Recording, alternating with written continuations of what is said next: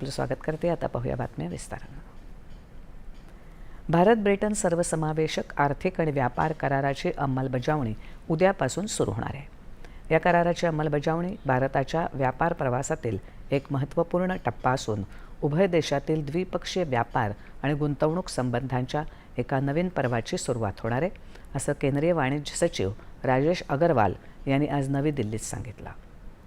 हा करार दोन प्रमुख अर्थव्यवस्थांमध्ये भविष्याभिमुख आर्थिक भागीदारी प्रस्थापित करणारा तसंच भारताच्या सर्वसमावेशक व्यापार करारांपैकी एक असून विविध क्षेत्रांचा समावेश करण्यासोबतच शुल्क आणि गैरशुल्क अडथळे कमी करणारा आहे, असं ते म्हणाले.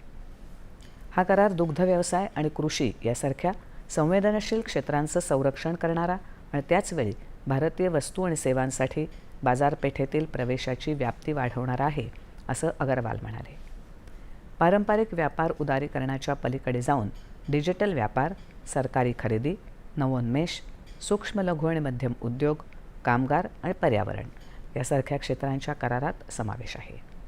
व्यापाराला चालना मिळेल आणि नियामक उपाययोजना व्यवसायांसाठी अनावश्यक अडथळे ठरणार नाहीत, अशा प्रकारे या कराराची रचना करण्यात आली आहे, असंही ते म्हणाले.